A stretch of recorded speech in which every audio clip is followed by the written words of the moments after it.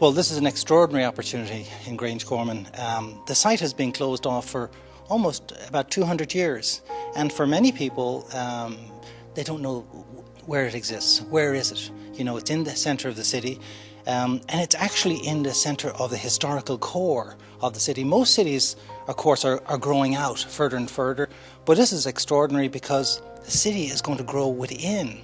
It's opening up something that's hidden, and this is extraordinary, I think, in Europe and in a medieval city like Dublin, to have this, 70, 80 acres right in the centre of the city. The area around Grangegorman too has been kind of closed off, and that's because of the physical nature of the walled enclosure. And all of that area now will be revitalised by the sheer size of this project and the energy of the project. When we first looked at the site, we saw this incredibly bucolic landscape, a kind of garden within the city, and said, let's try to keep as much of that as possible. The main spine runs through the project, starting with King's Inn and coming right through the site, and we're actually calling that St. Brendan's Way as a connection to the history of the site and association. And along that spine will be various things. Coming here as the main entry at the Broadstone, the Lewis stop here, coming through the Broadstone, the arts buildings right here, the student centre here, and as we're coming through, architecture, engineering, business at the top, tourism and central library. In the past, things have been separated. We've always tried to separate functions, separate primary school and education at the higher level and healthcare. And I think it's part of modernism to separate things. But what's richer today, I think, is to connect everything. As you're coming through here, all of the life, HSE as part of the health campus, part of connecting. These are new facilities for the existing residents on the site, a new state-of-the-art treatment centre here, and this is the primary care and future housing. There'll be a primary school here.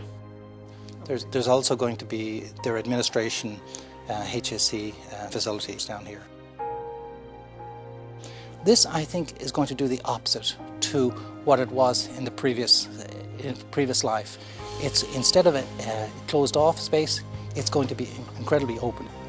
A large portion of the site are outdoor spaces and playing fields, and we had this concept of an open hand originally, which was the shape of your hand coming down here, the sports fields being the palm of your hand and actual fingers reaching out. We want to do two things. One is to reach out and the other is to reach in. So both have the community come through here, St. Brendan's Way, the major plaza through here, and all the connections. Instead of just one entrance or one way in, that it's physically open and porous. So we have two major hearts. This is the sort of academic heart here, and we've placed the library here. And you can just see it on the site here. And it has an incredible position because you have the sports fields in the distance, and you also have the Dublin mountains. And actually, because Dublin is so built up, and it's generally a 4 or 5 story city, you never get the sense when you're in the city that the Dublin mountains are so close, or the skyline of the city. And the position of the site, it's raised up because of the air and the quality of the air for the treatment of patients here. So you have this incredible height, and when you look down, you get this, what the Chinese call the borrowed landscape. You take elements that are in a distance and collapse them into your view. So creating a kind of special space here, which is the heart. The other heart here is right at the entry from the Lewis, from the Lewis drop-off here, the Broadstone, and coming through here. This will be this sort of social heart with the arts and performing arts and theatres, and a lot of retail here as you come through. Student housing. Traditionally on campuses, student housing has always been put to one side, a series of quadrangles. And then in the evening time, the life is just at the student housing.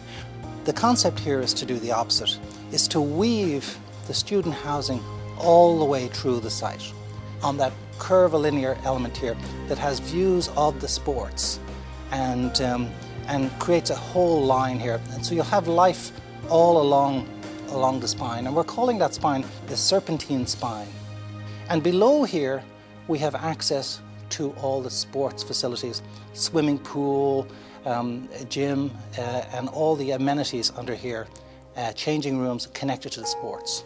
We've tried to preserve nearly all of the historical buildings on the site. There are about 13 existing buildings, from the bell tower to two churches, the upper house and lower house, and each of those buildings are going to be envisaged in a new way. And the functions here will relate to the library, or relating here to the functions of the square.